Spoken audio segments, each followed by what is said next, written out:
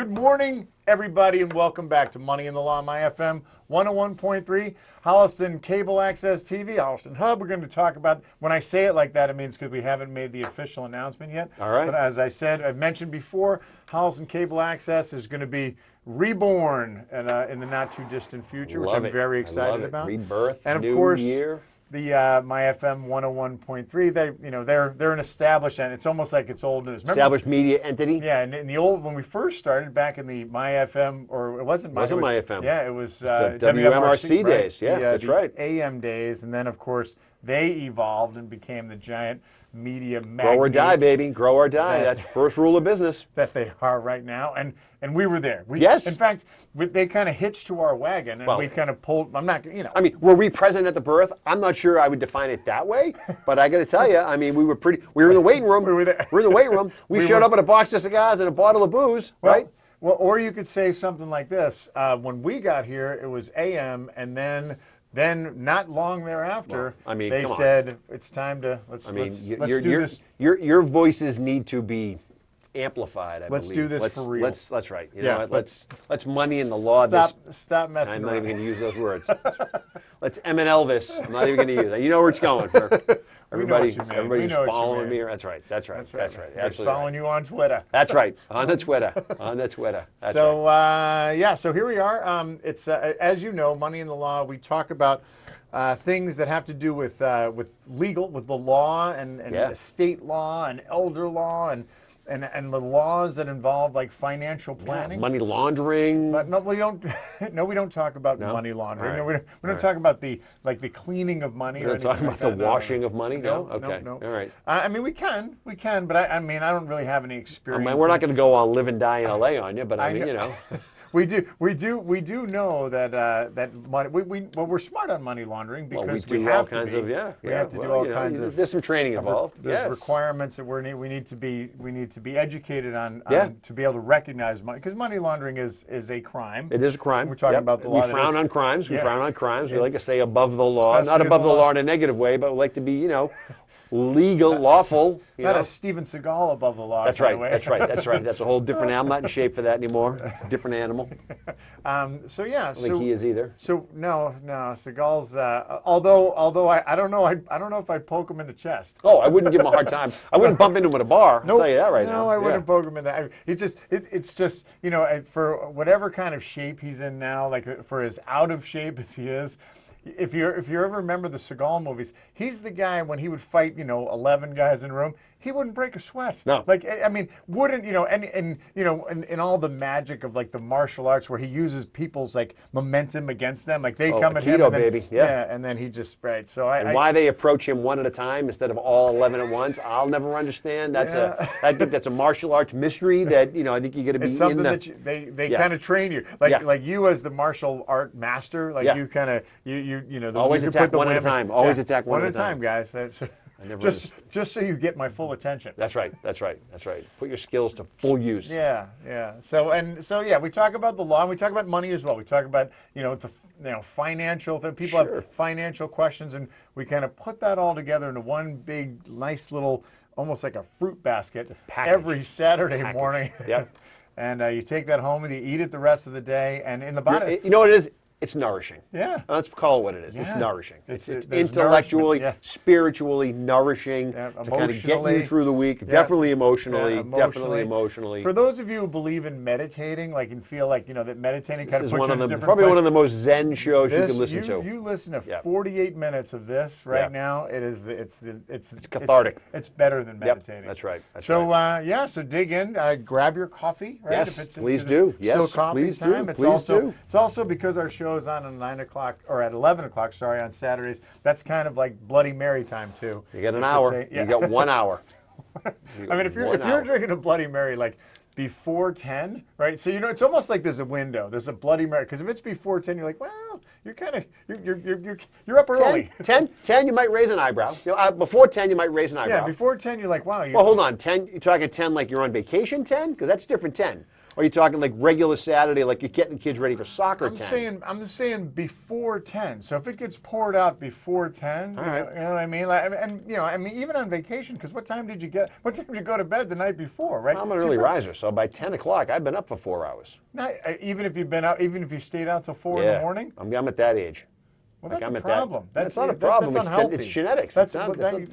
You wake up and you wake up. You're going to need more sleep than that. I don't like that. Yeah, I'm just saying. All right, I'll call you from down in the Keys. You call me from I'll let the you Keys. know when I'm up. Just text me when you go to bed. When I roll right into Bloody Mary time. I just need to know, just like with my kids. I text me when you get home, when you go to bed. 10 a.m. 10 a.m. That's when I think it's. That's the right time. That's when it feels right. It feels right. And I think it has the most beneficial impact on you because you've had a couple of cups of coffee at that point. So, you know, the pistons are starting to fire at that point. Yeah, you're a little more awake. And like you said, you know, there's a rule. You can't have a Bloody Mary after 12:01, right? No, so after afternoon. So you got that 2-hour window. Yeah, have 6. Enjoy. Yeah. Yep. Yeah. Well, have as many as you need. That's right. As many as you need or want. Yeah. That's right. That's exactly right. That's exactly right. So what's on your mind? What are we talking about today? You're going to love this. I love it. I love everything you say. Come on. So you know what I'm excited about today? I'm excited about, I want to talk about estate tax. I want to talk about like the federal estate tax. I want to talk about the state estate tax. I want people to understand it because I still feel like it's like this kind of mystery, and I'm guilty of it as well. Like we're like, well, you're probably not gonna have to worry about federal estate tax. You're probably not gonna have to worry about like because people always ask like, one of the questions, especially not for people of like, enormous means where they may have to deal with the estate tax, but it's the whole idea of like, how estate tax and how that ties into gift taxing, right? And how, and the whole idea of gifts and how gifts and estates are like the same thing, and just how, where your normal run-of-the-mill people like that are, we're just a regular family. We work just hard, a hard-working crew, worked hard over our lives. We've been fortunate that we've been able to accumulate some assets, and here we are. And you know what? You might be in a situation where there may be an estate tax that could apply to you, or if the if the law changes, right? Or if there's always that, because it's been changing. It seems like it changes almost every 10 years. It seems like every time powers of Congress shift, there tends to be an emphasis on different things. This is where we're going to get our money. That's we're going to be able to do this, right? Get rid of that death tax that's affecting 0.0001% of the population, and it just happens to be. So that's what I want to. You know what I want to do? I want to dumb it down for everybody. Let's dumb it down. I want to dumb it down on the show. Just so everybody kind of understands, and then if there's a chance that you potentially could be in that situation, at least you'll have your antenna will go up. Yeah. So that's what I love want to do. All right, so it's a quick break. I imagine that you're somewhat familiar with this. I've heard about it. Yeah, okay. I've heard about it. That'll be. I think I got an email about it. Yeah, we'll get everybody. Is there something you want to talk about? No, that's. All right. I mean, rarely does it come my way that naturally. Whoa! Usually there's some. On. What people don't understand during the week between shows is how much back and forth negotiation goes on between the money law and the law side to figure out where we're actually going to spend. It's not our even time. us; it's our offices, right? That's right. Yeah, it's our representatives. My people call your people, and there's a lot of back What's and he forth. Gonna do? What do you want to talk about? Well, what did we? How much did we talk about this last time? Where's the scales? Where are we on the thermostat? You get the big, the big thermometer that says, we talked about this much last time. So I'm going to keep those equal. The scales of justice sometimes don't tip one way versus see the logo. Yeah, see the logo. All right. So we're gonna break down the estate tax and state and federal estate tax and everything, and the gift tax and everything you need to know about it when we come back. We'll be back. And we are back. Money in the Law, My FM 101.3. Jay Marsden with the Marsden Law Group. Blah blah blah. Red leather, yellow leather, red leather, yellow leather, and John Drohan, Manager Financial. And we're talking all things money, all things law. Today we happen to just choose the money and law side. Did we even say hi to Tom today? Not yet. I'm not done my intro. I'm not done my intro. Oh, and by the way, Tom's here, just in case anybody wondering, where I'll jump right into that. Tom's here making us look handsome as always. With the HCAT crew, soon to be different than HCAT. Going to whole rebranding coming up. Stay tuned for that. Yep. And little point of order, if I might, for those of you who are listening. At the end, we're going to give you plenty of time. At the end of the month, February 28th, we will be hosting at Marsden Law at 5 p.m. a workshop for people who are trying to plan for guardianship for minor children. All right, so we're doing a 5 p.m. workshop, February 28th. You do need to sign up for it because, that's right, seating is limited. Seating is limited. Always is, yeah. All right, so give us a call. If we have a groundswell of interest in this event, we'll find another time to do it, but seating is limited for this. Gillette Stadium, Yep, perhaps? yep. Well, they're definitely available. They're definitely available. Yeah, February 28th, 5 p.m. It'll be hosted at the conference room at Marsden Law. Seating is limited, but give us a call. It's going to be a workshop for people who are trying to kind of wrap their head around the planning for guardianship for minor children. And you will actually have, as part of this, you'll actually get a takeaway for you as part of the guardianship planning. You'll get a child to be a guardian. That's right. We'll hand you a child. Yep, walking out the door. Yep, we're probably just going to pull him out of a hat and figure out what's going on. But no, you'll have a takeaway as far as moving forward in that process if you're just beginning it. So February 28th, 5 p.m. Is it a small bottle of Jameson? It's not a small bottle of Jameson. Nope. That might be after the workshop, depending on how it goes. Here's might a be a big bottle. Might Help be a big you get bottle. started. Yep, that's right. Why don't we just all open those up right now? Why don't we just all open those bottles up right now? Everybody open up. Reach into your bag. That's reach right. Reach into your gift bag. Open up your tchotchke and let's get some ice. Let's get some ice. Not a lot, just a little. Do we need ice? How about some whiskey stones? The ice machine's Who said whiskey stones? Who said that? That's right. That's right. All right. So February 28th, 5 p.m. workshop for people who are planning or beginning the process of planning for guardianship for minor children. And call the office 508-858-5324 to register. Seating is limited. There you go. Why do I have a vision of you like putting on like kind of like a long hair wig and having like one of those wraparound microphones and you walking around like Tom Cruise like as a motivational speaker during this? Oh, hey, don't laugh. I've done that. Yep, did that. Right. That was back in the day. I did those quite a bit. Yep. So, but we're getting back to that this year. More workshops this year. More workshops. Okay. So talking the estate tax. So before you jump into that, so here's the first thing you got to decide with the estate tax. First and foremost, we tell everybody when they come in the office and they talk about the estate tax, the first thing we say to them is, do you even care? We just get that right out of the way. Right? We're assuming you do care. We'll dive into that part of the conversation. But there truly are folks who say, so wait a minute, I'll never write it. It's a bill my estate's going to pay. I never have to write the check. My wife never has to write the check. I don't care. My kids write the check. That's fine. That's on them, not my problem. Yeah. So let's just get that out of the way right away. Yeah, and they may think they don't. That's the other thing, right? Is they may not understand it. Correct. So they may think they don't care. Like whatever, I don't care until they kind of understand kind of the ramifications of it, and they understand kind of if they fall into that situation, but also if they do, then by the way, you think that you have the you own a 30-story building in downtown Boston, and you think, oh well, I'm just going to pass that on to my kids, and they're going to be like, oh well, before they. And that's the only thing you own. And that's the only thing you own, by the way. And that's the only thing you have, and it's great, and it's been it's been this landmark thing, and it's the crown jewel of your accomplishments. Sure. And you think, oh well, my son and my daughter they're going to take over this, and it's going to be fantastic. However, there's going to be a price tag that comes along, which could be in the form of an estate tax. So. And if you say, and they'll say, well, the only way that estate tax is getting paid is if somebody comes up with, $1 million. Cash. Yeah. Cash. Yep. And just to be clear, so the estate tax is a tax that the state of Massachusetts puts on your estate based on the amount of money that you own in your name at your death. Yeah. So it's your property, right? That's right. So it's all money, property, life insurance, real estate, 401k, IRA, all that stuff. Yeah. So there's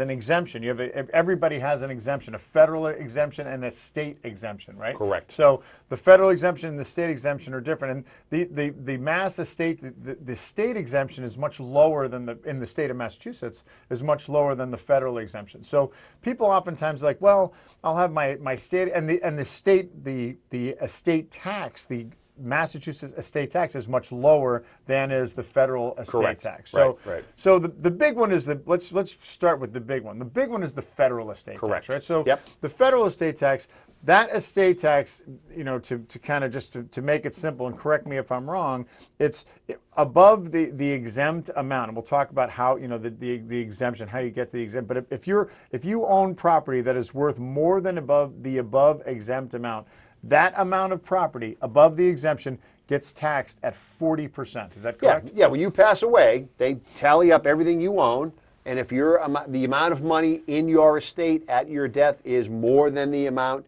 where it becomes taxable, you will write a check to the feds for some amount of money. Or your estate will. Your estate will. I'm sorry. Your estate will. That's right. Yep. will have to pay the feds, and it's the window is it's 9 months. 9 months from your date of death. Yeah. Correct. So it's not like this kind of like required minimum distribution. We get to kind of kick it down, and then it's the year after you die. It's 9 months from the day you die. So it's not as if and we kind of use the example. So if all of your property is in like real property, as in like real estate or things like that, and it's not liquid, and you don't have that cash to write that check, so you have to make some moves. You have to do some things, or your state does. Well, and think about it this way. I mean, there's certainly this aspect of it, which is, Uncle Sam is going to want their money. They don't like to wait, right? So to John's point, at the 9 month mark, in theory, you're going to be ready to write a check for some dollar amount, right?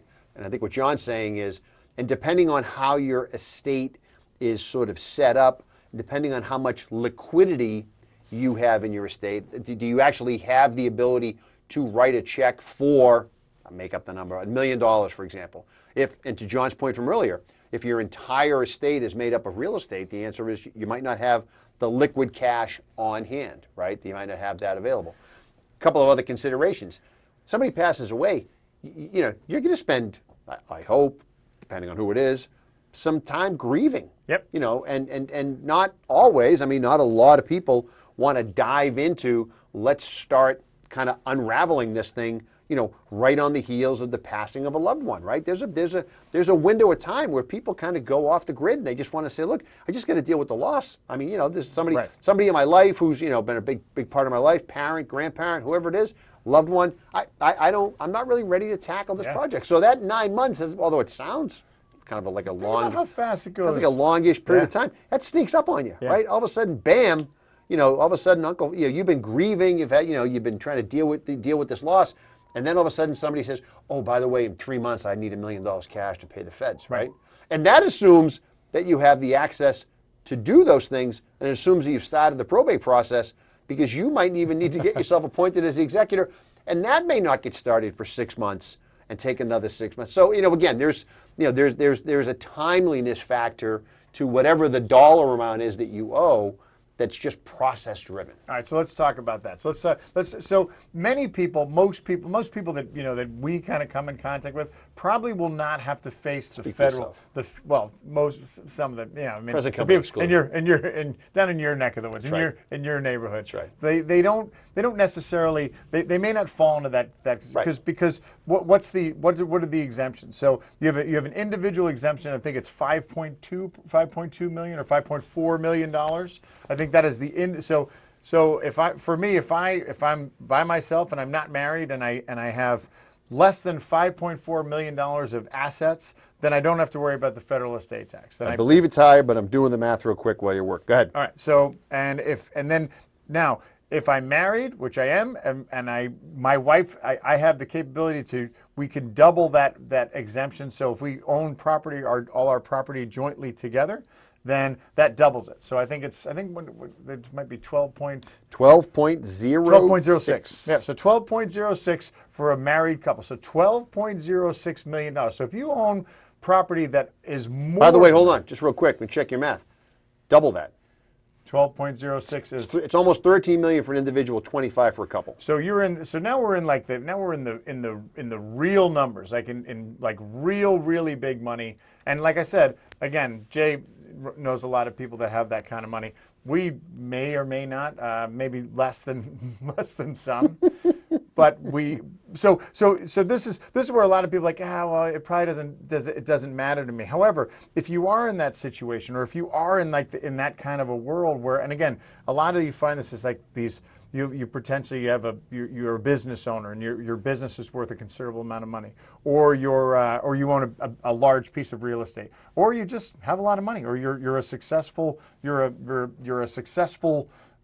entrepreneur, you're a successful whatever, you got artist. money. You got money. Who cares how you got it? You got money. That's right. Good for you. So if you fall into that situation where you're going to be above and beyond that, this is something that you need to be able to understand kind of what exactly it is that you're dealing with. And your tax person can ballpark this. I mean, Sure. we do this all the time for people, and they say, well, look, what if if I pass away right now, and we do it at the mass level because we're going to get to this. The number's a lot lower. It's a little more real for people. But you can ballpark it back of the napkin. How much am I going to owe if I went checked out right now? They give you an idea, and you can say, okay, great. Now we can plan around that. Go ahead. And so what happens is oftentimes people they think, oh, there's no way I could even become close to that, or there's nothing I could, of course I'm going to be in it. And again, the exemptions change, right? Because the federal exemption went down to $1 million. I believe it was I forget what year it was. I think it was like 2012. It went down to $1 million, and then it went. Then it went away. Then it went away for a year, right? So,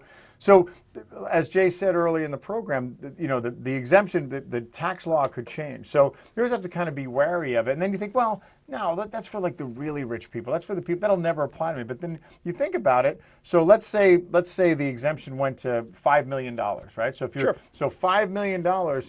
People can get to $5 million in this day and age relatively quickly because we talked about what counts towards your gross estate, right? Oh, sure, yeah. So your gross estate is all of your money and all of your investments, all of your liquid. So let's say you have $1 million of liquid investment, like your 401k, your bank accounts, your stocks, anything that you have that's liquid.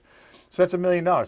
Let's say both you and your wife each have $1 million life insurance policy. Bingo. That's the sneaky way you get there. Yeah, and people don't know, and a lot of people, they're like, well, yeah, you'll ask them, right? You'll say, hey, do you have any life insurance? They're like, well, yeah, we got $1 million term policy a bunch of years ago, and oh, by the way, I got something at work too, right? Yeah, 10 times my salary, whatever. Yeah. So some people have like pretty lucrative policies from work, and again, the work policy, the work life insurance policies are usually just while you're working, right? So if you retire and you're like, after you retire, usually that policy will go away. But if you unfortunately you pass away while you're still employed, that counts. That life insurance benefit counts towards your estate. Well, and what you hear a lot as part of the life insurance purchasing process is life insurance income tax free, life insurance income tax free, life insurance, which is a huge benefit of life insurance.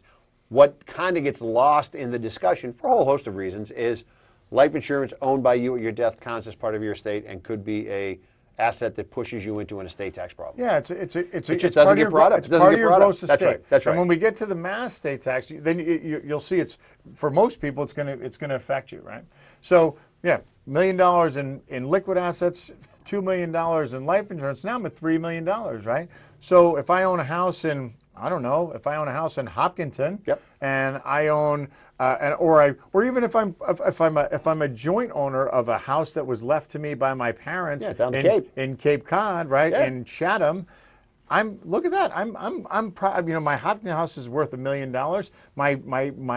My interest in the Chatham house is $500,000 or $1 million, right? Yeah. So guess what? Look where I'm at now. Now I'm over our kind of hypothetical estate tax exemption rule, and I'm in that place. I'm in that place of where now I am going to have to pay some form of an estate tax. And again, if I'm in the boat where I care about it and I care about kind of like the passing on of my estate planning, then that's something I need to consider. Sure. And the federal level, again, those numbers are pretty high. You get there, then that's if you're worried about that, that's a consult. Yeah. Call the office. Let's make a plan. Let's sit down. Let's have a consult. Those issues are pretty specific at the federal level, right? But it's good to understand too, because again, we mentioned this earlier in the show about gifting, right? So one of the things that there's the whole idea of when people are concerned about gifting, they're concerned about, okay, so if I want to give something, especially like parents to children or grandparents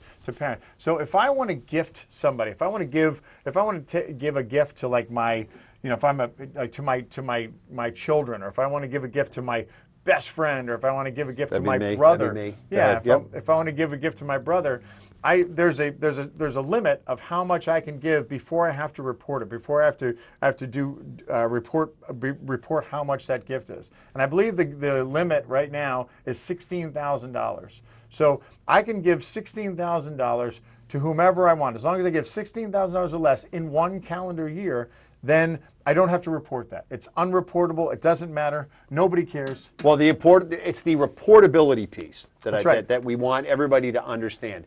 And I think sometimes understanding sort of the, like, you know, for a million years, this number was $10,000. Yeah. Right? And then it went to $13,000. Yeah, it now goes it's up with inflation. Yeah, now it's indexed for inflation. But the idea behind this, I think, helps kind of help people understand the concept. So the idea behind the gift tax exclusion was that Uncle Sam did not want to bother dealing with people who are making very normal and very natural gifts over the course of their years and in their lifetime. So if you give a $500 gift to somebody for a wedding, they don't want to deal with you have to file paperwork for a $500 gift. So just like your standard deduction is designed to kind of scoop up all the normal everyday stuff to make that process easier, that was the genesis behind the gift tax exemption. Was, look, we'll let you give away an amount of money, we just don't care. Yeah. And the theory was that it was going to be a series of a lot of small gifts, and we just didn't care. And then to John's point, now it's $16,000 indexed to inflation, and people now plan around it. But that's a good point. Like, so from the feds, so it's not like because again, the whole reason, as much as not our federal government, but any government, the whole reason is the government, they're looking for their opportunity to be able to make money. The federal government has to make money, and the way they make money is by taxation. That's how the United States government makes money. So the idea of, okay, so if you're going to give a small gift like $10,000 or 16 or something under the exemption amount, we're not going to make any money on that. Yeah, we don't care. Yeah, we're not now. When it starts to become, when you're going to give a gift of $100,000 or a gift of $1 million or things like that, because again, if we're talking about like real property, just to kind of put it in perspective, so if I want to give my Cape Cod house to my children, right? Sure. I want to just gift that to them. That's a different animal. That's Uncle Sam potentially missing out on the ability to tax that asset in your estate. They know why you're doing it. So if you decide to give it away before you die and you say to yourself, well, I'm going to miss the estate tax, I don't want that to hit me over the head. Yeah. But you know what? Oh, that's fine. Uncle Sam says, sure. What the big words give, the little words take away, right? So you know what? If you're going to give that to your kid, that's fine. No estate tax because you get it out of your estate. Well, how about a gift tax? We'll come right back at you. So that's the thing, right? So the estate and the gift tax, at the end of the day, Uncle Sam identifies that potentially we could make some, based on the existing laws, money to be made. We could make some money off of you. We could make money off of this. It could be a money-making opportunity for us. And the opportunity is that, so we marry up the estate and the, so you can't give your estate away because if you try and do that, then we're going to get that on the gift side, right? Sure. So now you can try and give it away $16,000 at a time, and many people, they are able to reduce their estate. Well, and there are plans set up, especially when it comes to real estate, to do things just like that. Yep. With real estate, with charitable giving, there's all kinds of ways that you can reduce your estate. But at the end of the day, people need to understand that gifting and estate tax, they're joined at the hip. Yes, and the reason is it's all because there is a potential taxation that someone could pay, and the United States government needs to be in a position to be able to take. So there's no tax loophole to get out of that and avoid that if they fall into that situation. And what you mentioned earlier, the key to keep in mind is that $16,000 number is just the number that avoids you having to file a gift tax return, right? So if you give away more than $16,000, what in effect you're doing is you're tapping into what is a lifetime gift exclusion, right? There's your annual exclusion, and then there's a lifetime gift exclusion. If you give away $16 a year or less than $16 a year, you don't report it. You can do $16,000 to as many people as you want. You get 10 grandkids, you give away 160 grand. You get if you're married, you have a spouse, you give away $320,000 a year at $16,000 at a time. Nobody cares. Yeah. Nobody has to report it. Nobody cares. But if you wanted to give away a lump sum of more than that, then what happens is you're cutting into your lifetime gift amount, and all that means is you have to file a gift tax return. You have to tell Uncle Sam you gave away more than the 16. You got to identify the gift, and then they take that gift tax return and they put it in the file cabinet up in the sky, and they sit on it. And then when you pass away, they go back and they look at all your lifetime gifts and they say, did you give away more than that lifetime gift exclusion? If you did, there might be some taxes, gift taxes, that need to be paid. If you didn't, they don't care. And this is why it's not the giving away of the money that triggers it. It's whether or not it's above and beyond your gift tax. And the people who get the money, it's not income to them. It's just a gift. Yep. Not income to them. Yeah, there's no income tax on a gift. Correct. Yeah, so there's no taxation on, again, because if I'm giving something away, if I'm giving something to somebody it's already been taxed. It's not like I can give away my IRA. It's not like I can give away I can, but there's going to be a tax liability that eventually is going to come due. And by the way, it doesn't have to be 16. This is the other thing that we see a lot. People get caught up in the idea that the number is 16. You can give away $2,000, right? It's a big deal for somebody, right? 5,000, 7,000, 10,000. 16 is the limit, but it's not 16 or 0. It can be any number you want it to be. That's up to you. And the other important thing, and this is what people, and again, we're trying to explain this. I can give away more than $16,000. Oh yeah, I can. You can weigh a lot. You can weigh a lot more than 16,000. You know, because people they get hung up on this. Well, that's all I can give is 16. No, I can give right now. I could give all of my money and my property to Jay. I could give it to him. Why wouldn't you? It's well, there's several kind of quick off the top of my head. I can think of 4 reasons why that wouldn't be a popular idea. Right, and they're all wonderful people. Right, yeah, that's right. They're all. And I'm afraid of one of them, so that's fine. That's fine. I'm intimidated by most of them. Yeah. Yep, that's right. But you can, like, you live in America. You are allowed. Give it away. You're allowed to do that. And again, and you can give it away. You can give as much as you want. So if you want to give some, like, let's say I got a good example. Let's say you won the lottery. So I win $100 million.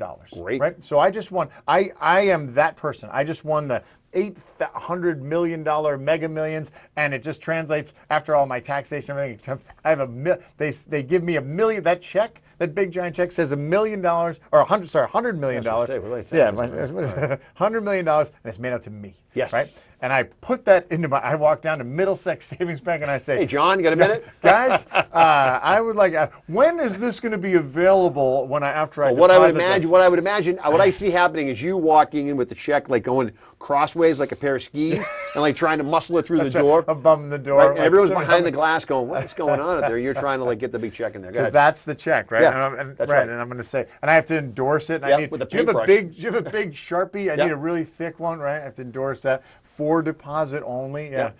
I'm trying to do it on my phone. I'm like I'm up on a ladder and I'm trying to like take a picture of it with my 13-foot ladder, trying to get it, flip it over. Jay, flip it over. Flip it over. Flip it over. Right. Did you sign the back? Yep. So I put $100 million into my bank account, and the first thing I want to do is I want to start making sure I want to keep the friends I have. Yes, right? you do. So my plan is that I'm going to give $1 million away to 30 people. I'm like, you know what? There's 30 people that are like near and dear to me. Who those 30 are? Wow, that remains to be seen. We'll find out. But I'm going to give $1 million to 30 people. I can do that. I can write a check to 30 people for $1 million. Yep. Now, what does that do? What does that do with respect to like my overall gift? What are my requirements? Well, hold on. Are you writing the check, or are you writing half the checks and your spouse writing the other half of the checks? Well, for purposes of simplification, do you want to be the? Just for make you the gift for giver. simplification, I got it. I am giving the gift because I may have some other money too. I may have this $100 million. I got some other stuff from some. I just want to go on record. This is no reflection of your wife's deep-seated generosity that she's unwilling and opposed to this action. She's agreed to this. All right. She said she's on board. We sat down and we're doing it together. Just making sure. So I'm giving $1 million to 30 people. So great. So I can do that. There's nothing says like. And you know what else I don't have to do at that point? There's no immediate taxation that has to happen at that point. For them. For them. Right. Yeah. For them. I mean, I've already paid taxes on my $100 million, so this is after-tax money. Yeah. So if I write a check to you for $1 million, you get it. Guess what? I'm skipping right across the street, the same bank you went to. Yeah, you're going to that bank. Yeah. Let's go. Hi, John. I mean, everybody. We're still probably drinking over there, oh, right? Yeah. There's some champagne opened. Yeah. Some streamers. Yeah. So you go ahead and you can take that. And now, the only thing that has to happen at this point on your part, all you have to do is put that money in the bank. That's all you have to do. That's it. That's the only reporting that you have to do. You don't have to put that on your income tax. You don't have to put, you don't have to let anybody know. You just have to say, yep, there's my money. Yeah, and I have $1 million in my bank. Yep. Now, but however, if you're going to deposit $1 million into a bank account, there is going to be some, the Well, bank is the bank might have some paperwork. yeah, there's going to be some paper just to make sure that the $1 million didn't come from some some unlawful Untoward, exactly. untoward areas that they would say. Now, on my end, what I need to do is that $1 million, that is a gift to my friend Jay. So what I need to do is So nice. I need to you're welcome.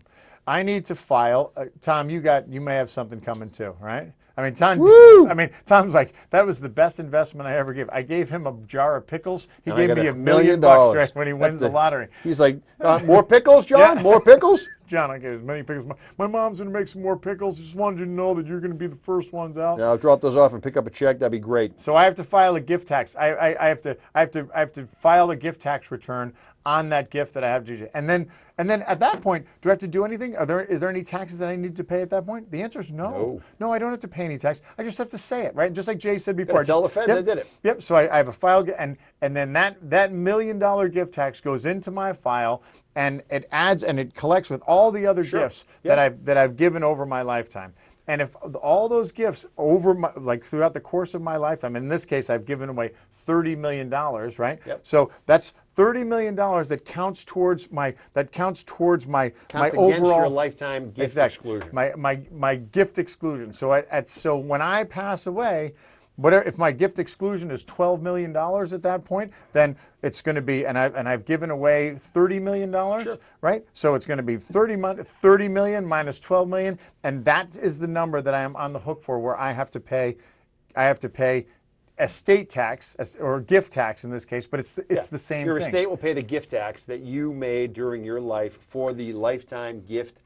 For not violating, but for breaching the lifetime gift exclusion amount. Well, not breaching, but just by going over it. You broke through it. Yeah. And oddly enough, each of those $1 million gifts won't be a $1 million gift. It'll be $1 million minus the 16,000 minus the 16,000. That's your exclusion. I know it all adds like up. a big deal, but CPAs love that. They throw that out there for you guys. Like, we're paying attention. We're paying attention. The bottom line is this: I'm allowed to do it. Yes. I'm allowed to do it. And down the road, could it result in a taxable event for my estate? Absolutely. Yes. It absolutely could. But it doesn't preclude you. And again, so the lottery is kind of like that'll obviously, if you win $100 million. Well, that's an extreme example. Exactly. But dial that back to dial that back if you won $1 million. Tom and Mary taxpayer, right? Yeah. Who are saying to themselves, well, let's see, we have some property. You use the Cape example, the vacation example.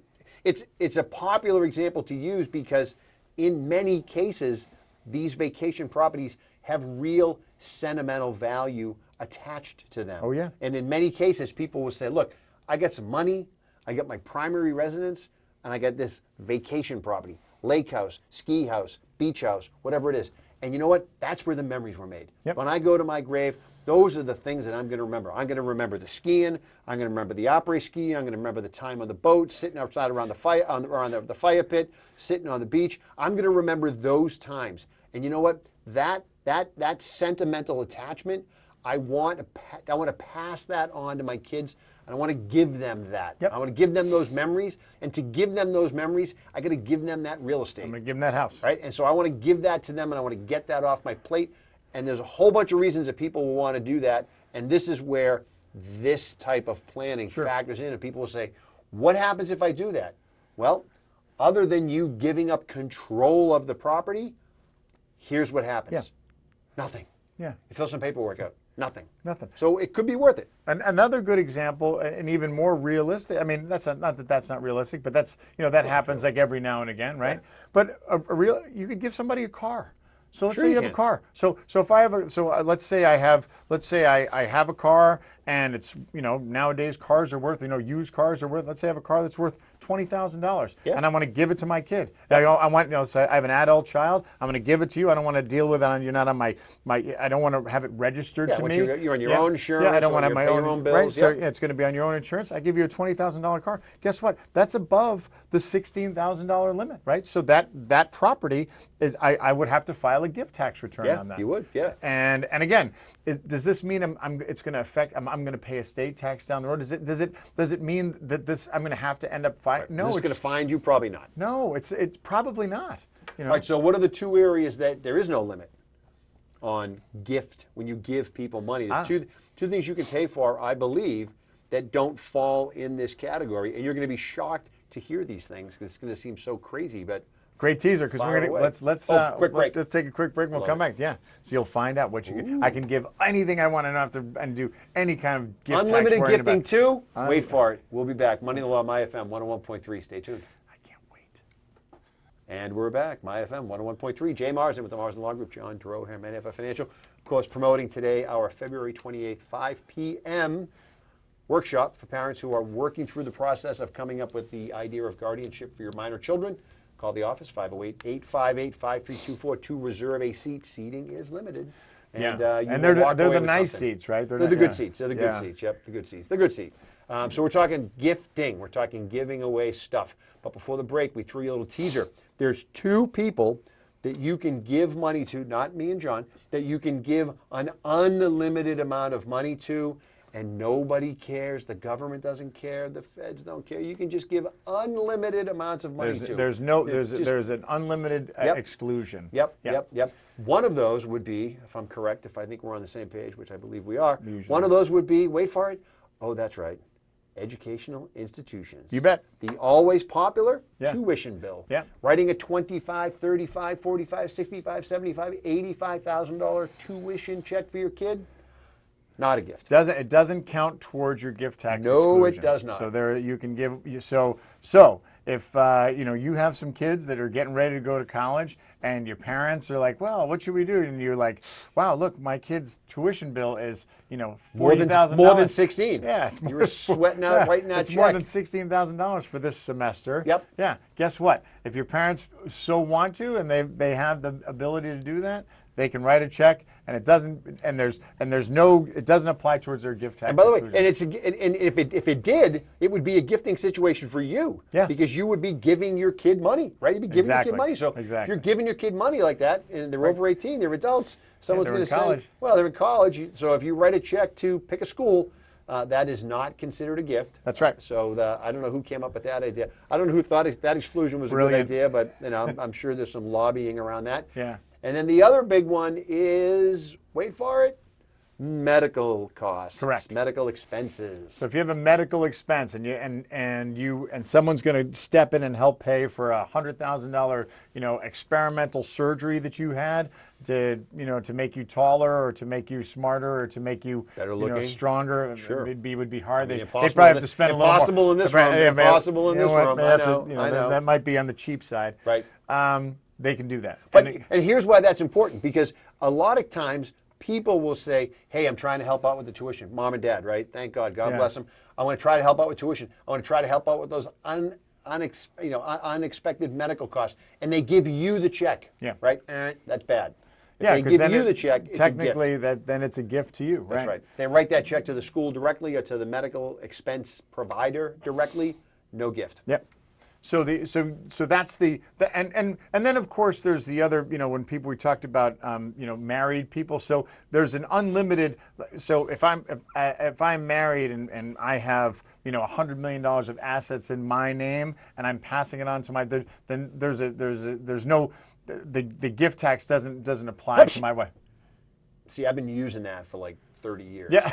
I've been telling my wife, I'd love to be able to give you this money. I'd love to write you a check, but if I write you a check, then I got to fill out kinds of paperwork, and it's a gift, and then it just makes our taxes more expensive. Right. So you know what? So Kim, who's obviously listening to the show probably today, just dial it down. Sorry, just dial it down a little bit. Sorry to break the news. Sorry for me to be the one to break the news to you. Honey, I'd love to give you some gift tax. Hey, don't blame me. Blame the government. Yeah, that's right. The gift. It's so complicated. Yep. Gift and estate tax. We don't want to deal with Haters that. Be hating. Yeah, I'm with you. I'm as frustrated as you are. Yep, I know. You don't want to deal with that. Call Beacon Hill. So are we going to talk about how to avoid some of these things today? Sure. Or are we going to just stay on the... Sure. So well, let's talk about the estate tax. So I'm sorry, the state estate tax. The state estate tax. So that will take us to the finish line. Yeah. So the state estate tax is different than the federal because in the state of Massachusetts, the gift exclusion, the exemption is $1 million. Yes. Yeah. So most people, a lot of if you kind of add up all of their assets, their gross estate is going to be worth probably plenty more than $1 million. Well, you started the show off by saying how quickly could you potentially get to that 12 million number? I mean, in Massachusetts, in many cases, you get to that million number super fast. Yep. Yeah. Between your house, maybe some retirement Stop money. right there, and stick you've a already- life insurance you've already hit policy it, in there, yeah. and you blow right through that thing. Yeah, and right? if you have a life insurance, so you know, many, I would say on average, so if I kind of think about like my, you know, the average client that we have, let's say that they probably have on or close to maybe $1 million worth of real estate, whether it be their primary residence or a combination of their primary residence and an interest in a vacation home, or they solely own it themselves. So $1 million of real property. Let's say they have $1 million of retirement money or liquid assets that they've saved, they've accumulated over their lifetime. And let's say they each have a $500,000 life insurance policy, or each have $1 million life insurance policy. So that's $4 million. So now I'm 4 times over the exemption for the state of Massachusetts. So you know, when I pass away, or when my wife and I pass away, there's going to be a state estate tax that we have to finish. So tell me what happens then. Well, if you're over the number, Yep. So I'm $3 million over $3 million over. So when you're $3 million over, so the minute you go over the mass, as it stands right now, As the minute you go over the $1 million mark, Massachusetts takes you all the way back to $1. It's not on the overage, and then you have to do, and you got to do a calculation based on the size of your estate. Yep. And the way most of these estate tax calculations work is they give you a dollar amount at, let's say, $4 million. Mm-hmm. So $4 million, they'd say your tax is this much money plus a percentage of everything over the threshold amount. So in our example, it would be at $4 million, I'm going to make these numbers up just to illustrate the point. Your base tax is $322,000, and then 10% of everything over $1 million. Yeah. And it might be another. So that's how they come to this number. It's not everybody asks all the time, what's the number? Yeah. It's not like a grid where you can say 4 million is this, 3 million is this. There's a little bit of math in there, right? Based on your hypothetical numbers, let's say my mass estate tax at that point is $400,000. Could be $400,000. Could be $500,000. Yeah. Yeah. So I'm at so I have a $4 million estate, and so you know, we'll use like kind of the ballpark 10% rule, right? Sure. So that's $400,000 that we are going to owe to the state of Massachusetts. Well, and let's go back to your earlier explanation. Yep. So you're going to be filing a gift tax return 9 months after somebody passes away, and with that return, Uncle Sam is going to be Uncle John Hancock. Well, you used to be Uncle Charlie, right? Now it's Aunt Healy. Aunt Maureen is going to be expecting to get a check for $400,000. Yeah. Where that $400,000 comes from, they don't care. Yep. Okay, but they're expecting to get a check. Now, if your portfolio, if the assets that have created this problem for you are somewhat illiquid, which means they're not easily converted to cash, you're going to have a little bit of a problem. Yeah. Right?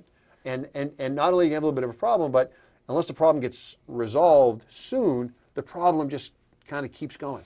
And think about it. Remember, it's not going to be, if you've passed away and you and your spouse have passed away, it's your estate's problem. Like your estate, the estate has to determine what it is. Like, you know, they have to figure out how they're going to pay this bill. Right. So that Cape House that you bought down on the water, that you thought was going to be your legacy. You bought in 1973, yep, right? Yep, for 20 grand, right? Yeah. Now your legacy, which is, you know, it's a $3 million piece of property, and that plus a primary residence and some you know, money in the bank or some life insurance.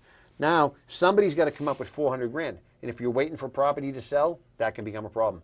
If rates go up and your property doesn't sell as much as you wanted it to sell for, you're going to be selling into kind of a down market or a losing market. You're not going to have as much, you're not going to have as many options as to when you sell. And if you don't have something to sell, the heirs of your estate are either going to have to say, well, we're selling that cherished Cape property that made us all those memories, or we got to go get a mortgage. Yeah. We got to take out a loan on this property that we inherited, so we got to pass around the hat at Thanksgiving. Or we have to say, okay, so guess what? Mom's estate is $4 million. We owe $400,000. It's all in the house. She's got $20,000 in the bank. We have 2 options. We can sell this house that we're all sitting in right now, or everybody can pony up and, you know, chuck in $100,000 and then pay the bill. We've had on the show, we've had hundreds of conversations about, you know, the 5 people who are going to show up at your estate plan, right? Yeah. And 2 of those 4 do not have the ability to go to their broker and say, can you liquidate me $100,000 worth of mutual funds so I can honor my parents' wishes, keep this And keep house, the house and and- pony up some money for the estate tax, right? So, so that's going to be a problem. That's It gonna could be a problem. All right. So So 2 solutions, real quick, before we get to the end of this. One of them is you buy life insurance specifically aimed Yeah. at solving this problem. you could do the and again, we're not talking about the federal. We're just talking about the states. You Yeah. could have life insurance that gives you instant, immediate liquidity, Yep. and that solves this problem instantly. Now, granted, it adds, right? It adds. Yeah, it adds some complexity. Unless I got crazy and I used an ILET, right? Right, Unless so- I use and some which- form of some trust work where I could have it not fall into my estate, but have that money Yeah. there just to pay this. So there's a way to do that. Yeah, Where you it don't won't want to increase you don't the want to value. just buy the policy and compound the problem. Exactly. And there's a longer, more detailed conversation, probably another show, around how you would hold life insurance if life insurance is the solution for Correct. this in this example. Okay. The other option, I hate to say it, is move to another state. There you Right? Right? Yeah. I mean, I hate to say it. I love born and raised, right? I Yeah. love it. I love it. But there's a reason that all your friends that you pal around with at the golf course, at the country club, Yeah, at move the to New beach Hampshire house or or whatever, Florida. all spend exactly 181 days Yeah. in Florida. Not 182. No. Not 179. They always spend exactly 181 days. There are a bunch of states out there that do not have an estate tax. And registering your car and signing up to vote and getting a cable bill, if that saves you $400,000, it sounds like it might be worth it. there's some interest in that. There's There's your some number, interest, yeah. right? There's some interest. So that's another option, and this is something that you read about and you see in the news from time to time. There's always a conversation about, what population growth looks like, population shifts look like, what states go where. And this is actually some things that drive the conversation we talked about earlier, which is, if Massachusetts decides to ultimately raise its rate, some of this might be in response to the fact that they feel like people who have wealth are deciding that, you know what, I'm out. I don't Yeah. need to be here. And they, with that goes, a lot of other, challenges to the economy and challenges to this and challenges to that. So they say, look, you know what, if you can't beat them, join them. If you, that's right. Welcome to the party. That's is what you right. wanna That's say, right. yeah. That's right. And you evaluate how much money is it really costing us, and would we rather have those people stay here and just, So there's a whole, again, this is They got a whole army of people right now that are working on topic that. for another show. A bunch Guaranteed. of people with green eye shade Yeah. covers on doing all that work. Yeah. So yeah, that's it. that add 17s in their head. That's Right, it. right, That's yeah. exactly right. I don't That's need exactly that right. calculator. That's All right. That's right. So we're going to wrap it up for today. I hope you learned something about Yeah. how estate tax and gift tax and the state estate tax, how it all works together. If you have any questions, remember you can always reach us on moneyinthelaw.net. We got T-shirts coming. Oh, yeah, T-shirts are inbound. Yeah, we talked about. Jay and I had a meeting before earlier in the week. Design meeting. Yeah, design about what we're going to do with the new T-shirts. So remember, and the rule of thumb is, if you watch the show, you listen to the show, and you let us know about it, you get a T-shirt. You could be in the hunt for a T-shirt. That's right. That's right. Yeah, if we have to, if it costs us, 300 T-shirts or 3,000 or 3 million, so be it. So be it is right. So be it. Absolutely. All right. We'll Yeah. see everybody next week. Tom, thanks for joining us. We'll see everybody next week on Money in the Law, My FM 101.3. Have a great week.